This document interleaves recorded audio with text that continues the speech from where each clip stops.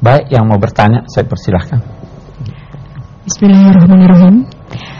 Saya ingin menanyakan bagaimana cara kita mendapat inayah dari Allah. Kemudian apa ciri-ciri yang bisa kita lihat bahwa kita itu telah mendapat inayah dari Allah? Bagaimana cara mendapat inayatullah?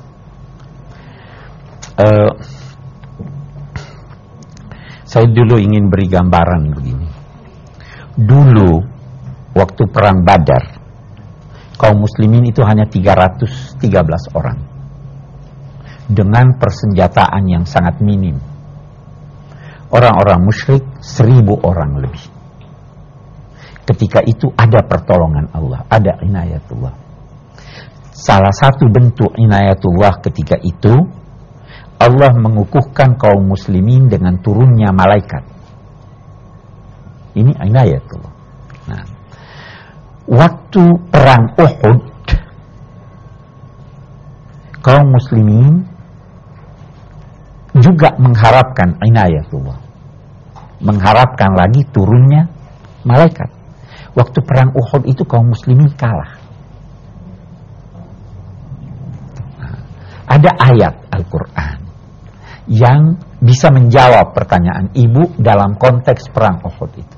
Dinyatakannya in tasbiru wa tattaqu wa ya'tukum min fawrikum hadza yumdidkum rabbukum bi 5,000 minal malaikati musawwimin. Kalau kamu sabar, bertakwa, dan mereka itu menyerang kamu dari arah ini, menyerang kamu secara mendadak, atau menyerang kamu karena kebencian mereka kalah waktu perang Badar, kalau kamu sabar dan bertakwa, Allah akan menurunkan 5.000 malaikat untuk mendukung kamu. Nah, yang ingin saya katakan, syaratnya untuk mendapat madad atau inayatullah adalah bersabar dan bertakwa. Berusaha dulu, kata Sayyidina Ali, Tuhan tidak memberikan inayahnya kepada kita kecuali setelah dia melihat bahwa kita bersungguh-sungguh. Nah, jadi mau dapat inayatullah, bersungguh-sungguhlah bersabar, bersungguh-sungguhlah bertakwa. Nah, dalam kehidupan keseharian ini, itu terkadang kita lihat, itu bisa dirasakan oleh seseorang. Saya kok tidak usaha? Saya tidak pernah membayangkan ada ini. Itu inayatullah, itu caranya. Ya. Jadi jangan anggap duduk-duduk begitu aja mau inayatullah itu nggak datang. Harus ada ketabahan, harus ada ketakwaan mengikuti tuntunan Allah. Baik, yang kedua siapa? Anda. Terima kasih Pak Kores yang saya hormati. Cukup simpel mungkin pertanyaan saya, berawal dari ketidaktahuan saya tentang Tuhan mengutus burung ababil kepada pasukan bergajah.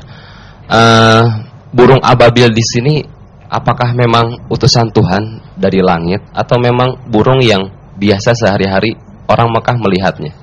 Terima kasih mungkin itu.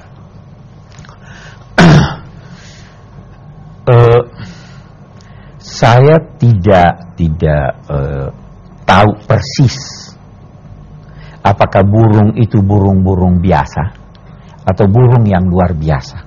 Tetapi ada riwayat yang perlu dicek kesahihannya, yaitu Abdul Muttalib sewaktu sudah menghadap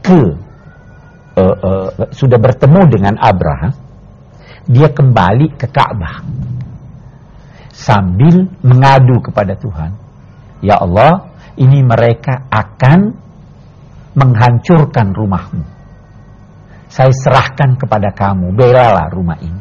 Nah, waktu itu menurut riwayat tersebut, riwayat ini ada dikemukakan oleh Fakhrul Razi dalam tafsir Al-Kabir. Dia katakan sewaktu itu dia melihat seekor burung yang tidak seperti burung-burung yang biasa.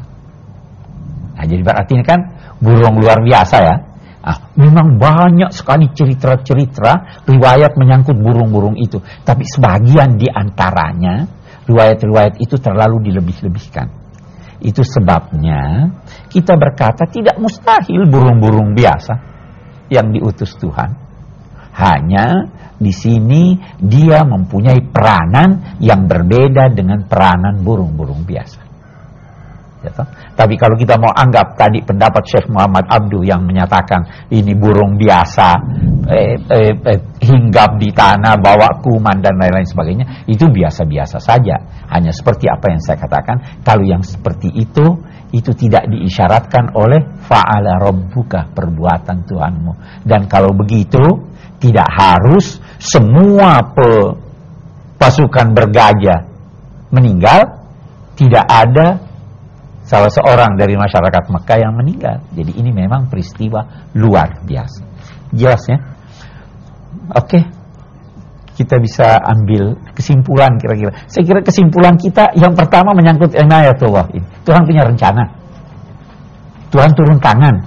Dan untuk memperoleh inayatullah, memperoleh pertolongan Allah, kita perlu mendekatkan diri kepadanya. Itu sebabnya kita sering berkata, kita mengharapkan taufik dan inayah Allah. Taufik itu persesuaian kehendak kita dengan kehendak Tuhan. Saya mau begini, mudah-mudahan Tuhan mau begitu juga. Jadi itu. Baru kita juga meminta pertolongannya, inayahnya. Itu yang pertama. Yang kedua, yang saya ingin ambil kesimpulan di sini adalah pertolongan dan kemenangan itu bersumber dari Allah Subhanahu wa ta'ala. Jadi jangan mengandalkan kekuatan Anda. Jangan merasa yakin memperoleh kemenangan dengan adanya kekuatan pasukan atau adanya kekuatan, adanya pengetahuan, tetapi kekuatan dan pengetahuan harus selalu dikaitkan dengan Allah Subhanahu wa ta'ala. Banyak orang yang kelompoknya besar, kekuatannya besar, tapi justru bisa dikalahkan atas izin Allah Subhanahu wa ta'ala. Ini yang kita bisa tarik dari surah Al-Fil ini. Baik, insyaallah kita bertemu dalam episode yang akan datang. Wassalamualaikum warahmatullahi wabarakatuh.